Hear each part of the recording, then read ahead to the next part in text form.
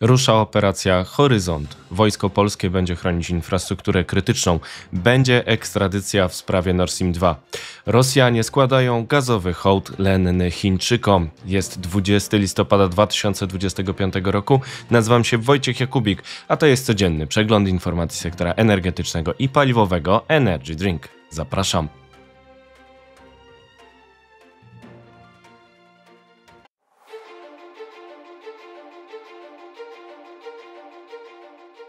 Partnerem kanału Energy Drink jest Orlen. Zaczynamy jak zawsze od informacji dnia. Rosja śle LNG do Chin w cenie 30–40% poniżej rynkowej. Gazprom sprzedaje gaz w Chinach z rabatem do 40%, bo jest na ich łasce. Chińczycy pomagają omijać sankcje Zachodu za coraz dalej idące ustępstwa Nowateku i Gazpromu. Rosjanie zdołali wznowić eksport gazu skroplonego z projektu rosyjskiego Arctic LNG 2, który został objęty sankcjami USA, ale zrobili to kosztem przeceny sięgającej według Reutersa nawet 30–40%. Gazoport Arctic LNG 2 Nowateku jest objęty sankcjami USA oraz Unii Europejskiej. Amerykanie grożą sankcjami drugiego rzędu wobec tych, którzy będą próbowali omijać restrykcje. To ważne, bo Rosjanie próbują ograniczyć straty na europejskim rynku gazu, z którego znikają przez sankcje oraz decyzję polityczną Unii Europejskiej o porzuceniu dostaw ich gazu do końca 2027 roku. Propozycja legislacyjna Komisji Europejskiej w ramach programu REPower EU zakłada stopniowe wygaszenie kontraktów gazowych z Rosją, a umowy na LNG rosyjskie miałyby zniknąć jeszcze z początkiem 2026 roku. Rosjanie odpowiadali za 48% dostaw gazu do Europy w pierwszym kwartale 2021 roku, ale po wywołaniu kryzysu energetycznego przed inwazją na Ukrainie ich udział na rynku spadł do 12% w drugim kwartale 2025 roku. Z tego względu zwrot Gazpromu do Azji na czele z Chinami jest istotny z punktu widzenia budowy alternatywnego rynku zbytu. Jednym z narzędzi jest rozwój projektów LNG jak ten Nowateku.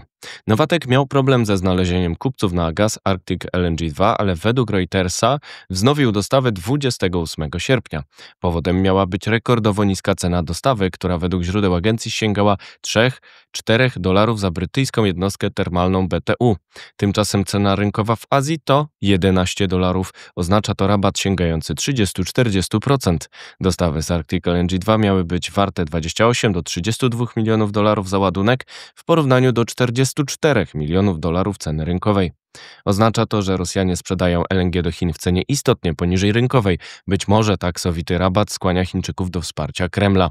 Agencja Bloomberg donosi o budowie floty widmogazowców chińskich na wzór rozwiązań znanych z rynku ropy.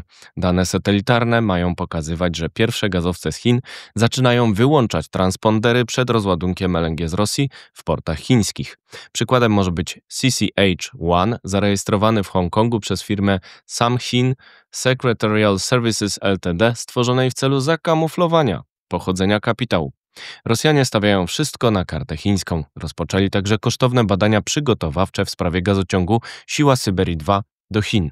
Miałby on osiągnąć przepustowość 50 miliardów metrów sześciennych i pomóc osiągnąć cel eksportu na rynek chiński z Rosji sięgającego 100 miliardów metrów sześciennych rocznie w 2030 roku. Według Carnegie Endowment koszt samych badań może sięgać 5% wartości projektu szacowanej na $30 miliardów, który może mimo to nie dojść do skutku. Gazprom chce go jednak realizować, chociaż nie ma jeszcze umowy gazowej z Chińczykami. Nie ma też finansowania, ale chińskie agencje wyznaczyły rating AAA tej firmie. Co dalej? Ten proceder może się skończyć przy odpowiedniej determinacji Białego Domu. Senator republikański Lindsey Graham zapowiedział, że prezydent Donald Trump popiera rozpoczęcie prac nad projektem ustawy o nowych sankcjach wobec Rosji, czekającej na to od kwietnia 2025 roku. Zakłada ona wprowadzenie ceł wobec krajów, które pomagają Rosji omijać sankcje i sprowadzają jej gaz, ropę oraz uran. Byłoby to uderzenie w Chiny, Indię, a być może także Iran. Jednakże Trump ma popierać te regulacje tylko pod warunkiem wprowadzenia mu możliwości decyzji o tym, czy i na jaką skalę takie sankcje byłyby faktycznie wprowadzane w życie. To pole do utrzymania niejednoznacznej postawy Białego Domu znanej z przeszłości. Chińczycy rzucają kolejne koła ratunkowe Rosjanom, ale za określoną cenę do opłacenia przez Kreml. Rosja staje się zapleczem surowcowym Chińczyków. Czas na pozostałe wieści na początek z Polski. Spór o notyfikację. Prezydencki projekt ustawy o obniżce cen energii o 33% zakłada m.in. zmianę funkcjonowania rynku mocy. Minister klimatu i środowiska krytykuje go, bo to jej zdaniem wymaga on notyfikacji unijnej. Innego zdania jest współautorka ustawy Wanda Buk. Cytuję: propozycja nie zakłada żadnych nowych przysporzeń dla przedsiębiorców objętych wsparciem. Ocenia. Operacja Horyzont. Wojsko Polskie rozpoczyna 21 listopada operację Horyzont. 10 000 żołnierzy ma wzmocnić ochronę infrastruktury krytycznej w całym kraju po akcie dywersji, o którą Warszawa oskarżyła Rosjan. Polacy deklarują także wzmocnienie ochrony infrastruktury w energetyce, w tym gazoporcie i naftoporcie ważnych dla dostaw surowców spoza Rosji. Ekspansja w Niemczech i USA. Zdaniem doktora inżyniera Andrzeja Sikory z Instytutu Studiów Energetycznych sankcje USA wobec Łukoila i Rosnieftu to okazja do akwizycji Orlenu. Pisze on o udziałach w aktywach w Niemczech oraz USA. Sugeruje wejście do sektora upstream w Stanach, a więcej na stronie Energy Drink Today. Teraz wieści z Europy. Sojusz naftowy z wyzwaniem. Portal czeski Iroshlas 3 podaje, że Orlen Unipetrol, kontrolujący rafinerię w Czechach, rozmawiał z ukraińską Ukrnaftą o dostawach ropy z Ukrainy. Pomysł ma wsparcie operatora Mero ze względu na rozstanie Czech z rosyjską ropą w 2025 roku. Wyzwanie to dostarczenie nierosyjskiej ropy ropociągiem Przyjaźń, którym płynie surowiec z Rosji na Słowację. Ekstradycja Nord Stream 2. Włoski sąd kasacyjny zezwolił na przekazanie Ukraińca Siergieja Kuźniecowa do Niemiec w ramach ekstradycji związanej ze śledztwem w sprawie sabotażu gazociągów Nord Stream 1 i 2. Sąd w Polsce odmówił takiego kroku. Sprzęt na już. Ukraina liczy na wsparcie energetyki sprzętem. Cytuję: ten sprzęt o napięciu 750 kV, w tym wyłączniki i transformatory, jest rzadkością na świecie. Używany jest jedynie na Ukrainie, w Rosji, Korei Południowej i USA, co utrudnia proces zaopatrzenia.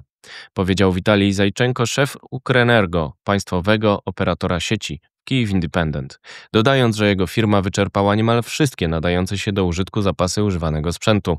Wspólnota energetyczna organizuje zakupy z udziałem chętnych mecenasów. Fundusz Wsparcia Energetyki Ukrainy zebrał w listopadzie już ponad 18 milionów euro pomocy. Dominacja Chin.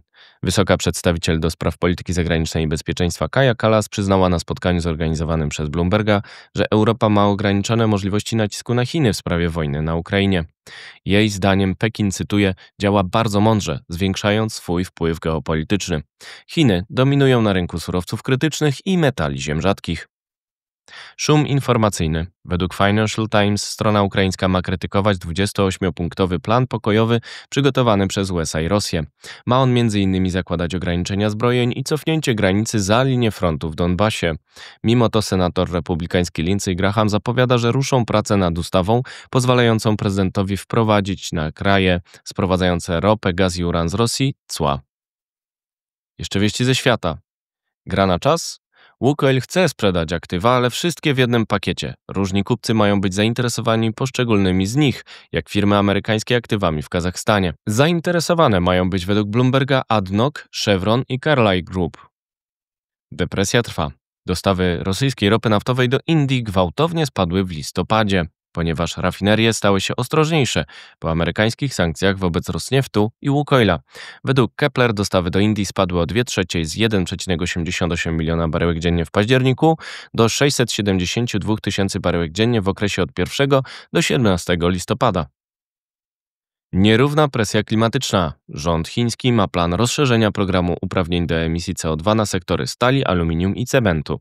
Cena jednego uprawnienia wzrosła o 8% do ponad 66 juanów.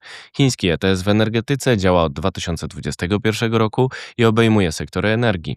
Jednak cena na tym rynku jest znacząco niższa niż w Europie. 66 juanów to 8 euro. Cena w ETS europejskim to 80 euro za tonę emisji CO2. To wszystko w materiałach przygotowanych dzisiaj, następne oczywiście już jutro, więc zapraszam Państwa serdecznie. Do zobaczenia, do usłyszenia.